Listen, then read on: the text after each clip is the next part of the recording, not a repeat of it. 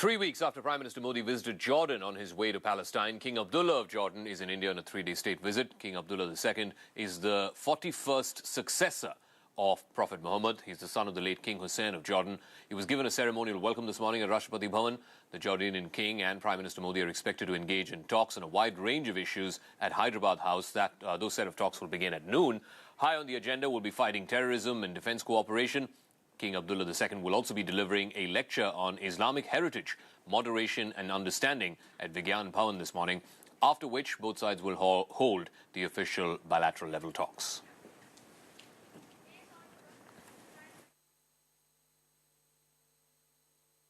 For the people of Jordan to be among my dear friends, brothers and sisters here in India, and I hope that we'll have many more such occasions, both us visiting you and you visiting us.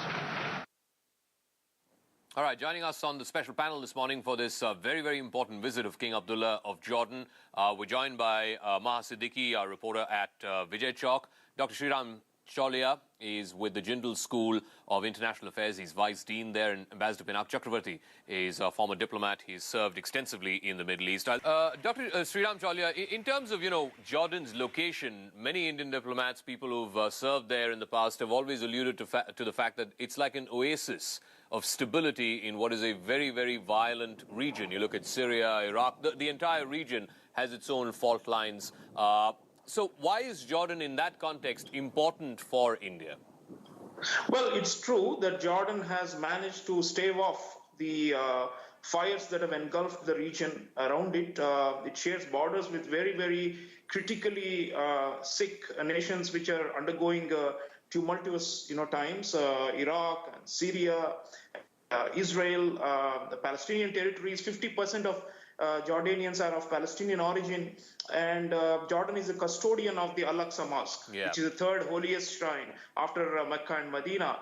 So the Hashemite rulers, King Abdullah represents that, which trace the lineage back from the Prophet Muhammad, have been able to do it through a judicious mix of managing domestic ethnic compositions of various tribes.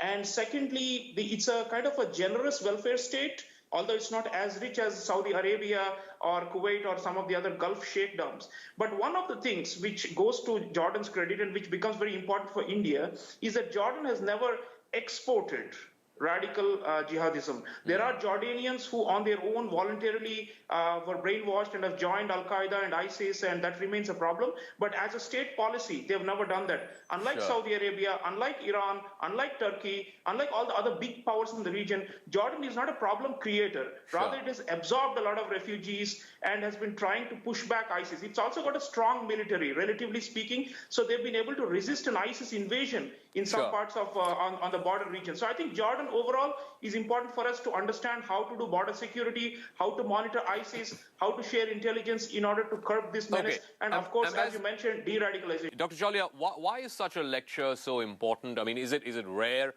for a visiting head of government to be delivering a lecture at Vigyan Bhavan? And just put this into context for our viewers. Jordan and how successful it's been in staving off radical Islam, the lessons that India can learn from there.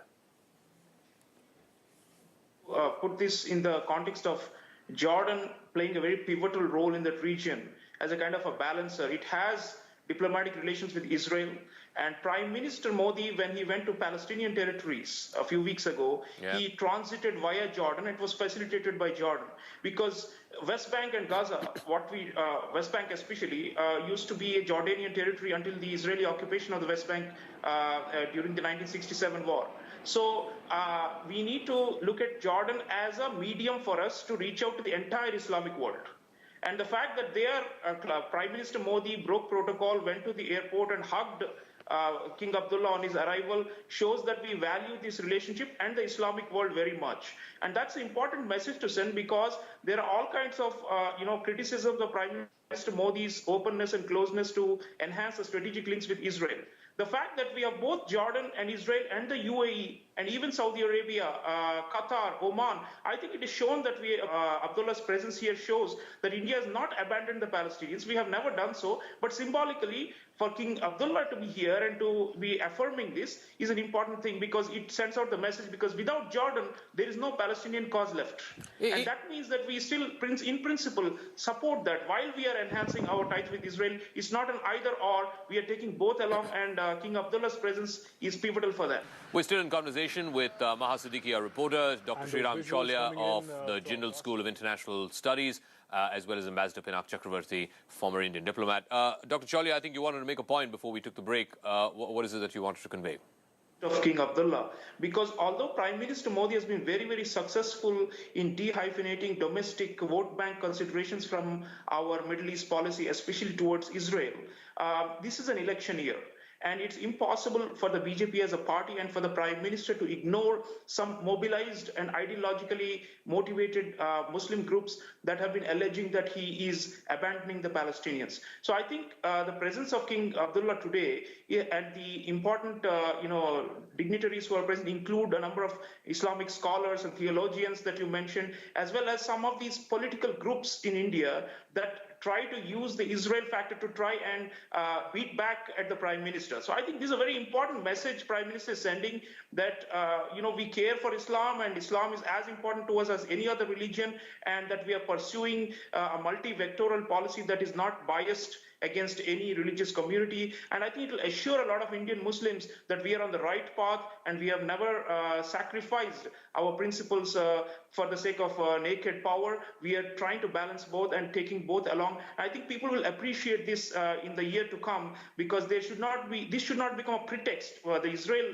connection should not become a pretext for the BJP to lose votes or for the Prime Minister to lose face with some of these mobilized groups. Strategically, it is the right thing to do, but also politically so.